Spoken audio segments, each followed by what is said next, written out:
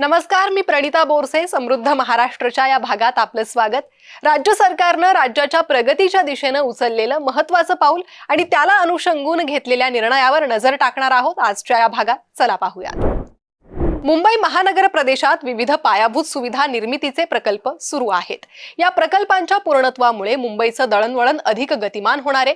या विकास प्रकल्पांमुळे बाधित होणाऱ्या नागरिकांकरिता घरांची व्यवस्था करण्यात येते. अशा हाऊसिंग स्टॉक मधील घरांच्या प्रभावी उपयोगासाठी धोरण तयार करण्याचे निर्देश मुख्यमंत्री देवेंद्र फडणवीस यांनी दिले. मुख्यमंत्री देवेंद्र फडणवीसांच्या अध्यक्षतेखाली वर्षा निवासस्थानी मुंबई उत्तर लोकसभा मतदारसंघातील विविध प्रश्नांबाबत बैठक आयोजित करण्यात आली होती. या बैठकीस केंद्रीय वाणिज्य मंत्री पियुष गोयल, मुख्य सचिव राजेश अग्रवाल यांच्यासह विविध विभागांचे वरिष्ठ अधिकारी उपस्थित होते. सामान्य प्रशासन विभागातर्फे आयोजित टेकवारी 2.0 अंतर्गत महाराष्ट्र प्रशिक्षण सप्ताह कार्यक्रमाचा शुभारंभ मुख्यमंत्री देवेंद्र फडणवीसांच्या हस्ते मंत्रालयातले त्रिमूर्ती प्रांगणात नुकताच पार पडला. या कार्यक्रमासाठी उपमुख्यमंत्री सुनेत्रा पवारांसह विविध विभागाचे अधिकारी आणि कर्मचारी उपस्थित होते. 4 ते 8 मे 2026 दरम्यान आयोजित हा कार्यक्रम भारतातील सर्वात मोठा राज्यस्तरीय क्षमता बांधणी उपक्रम ठरलाय. या उपक्रमाचा मुख्य उद्देश आरोग्य, प्रशासन आणि सांस्कृतिक मूल्यांना आधुनिक तंत्रज्ञानाची जोड देणं असून सुमारे 10 लाख सरकारी कर्मचाऱ्यांना भविष्यातील आव्हानांसाठी सक्षम करणे हा आहे. या प्रदर्शनाचं मुख्य आकर्षण म्हणजे मंत्रालयातील त्रिमूर्ती प्रांगणात उभारलेले टेक हब, जिथे मेटा सारख्या जागतिक कंपन्यांनी व्हॉट्सअप वरून व्हॉइस कमांडद्वारे सरकारी सेवा मिळवण्याचे थेट प्रात्यक्षिक दाखवले गेले. या कार्यक्रमात कृत्रिम बुद्धिमत्ता, डेटा सुरक्षा आणि प्रकल्प व्यवस्थापन यावर विशेष भर देण्यात आला आणि विविध विषयांतर्गत तज्ञांनी वेगवेगळ्या सत्रात अनमोल मार्गदर्शन देखील केलं. सिस्टीम मध्ये रेलेव्हंट राहण्याकरता, समाजात रेलेव्हंट राहण्याकरता टेक्नॉलॉजी एम्ब्रेस करणं हे अत्यंत महत्वाचं आहे. मला अतिशय आनंद आहे की टेकवारी आणि विशेषतः आपण आयगॉटच्या माध्यमातून मोठ्या प्रमाणात जे प्रशिक्षण सुरू केलं आणि त्यातील प्रशिक्षण पंधरवाड्यामध्ये सर्वात जास्त प्रशिक्षण हे आमच्या महाराष्ट्रातल्या अधिकाऱ्यांनी, कर्मचाऱ्यांनी घेतलं, याचा मला अतिशय अभिमान आहे. जेव्हा प्रत्येक कर्मचारी तंत्रज्ञानाने सज्ज असेल तेव्हाच सर्वसामान्यांची कामं वेगाने होतील आणि त्यांच्या तक्रारीचं निवारण जलद गतीने होईल. सांस्कृतिक वारीच्या तालरंग, नादरंग आणि योगरंग अशा कार्यक्रमांच्या माध्यमातून संघभावना वाढवणं आणि तणावमुक्तीवर भर दिला जातोय.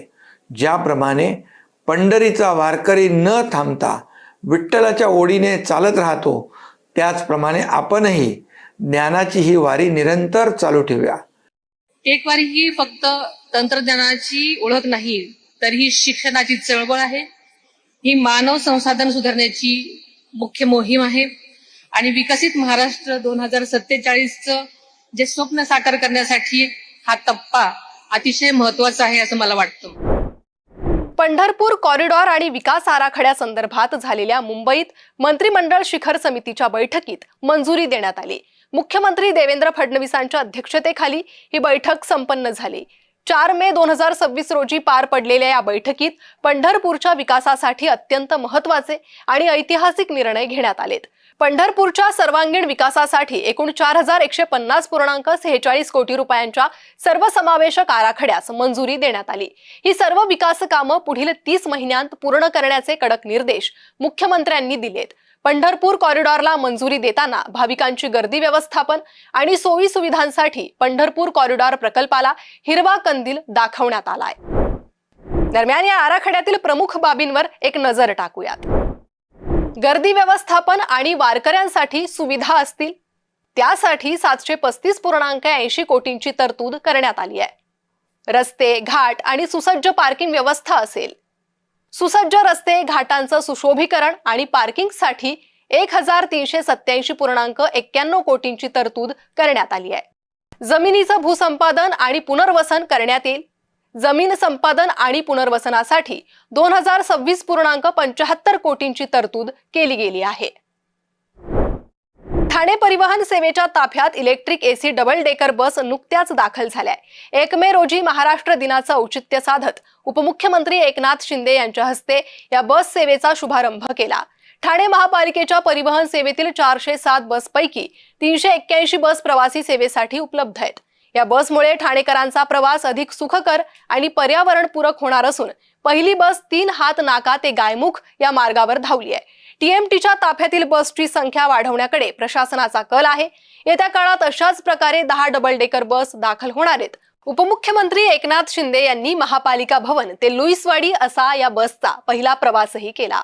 या सेवेमुळे शहरातील सार्वजनिक वाहतुकीला मोठी चालना मिळेल.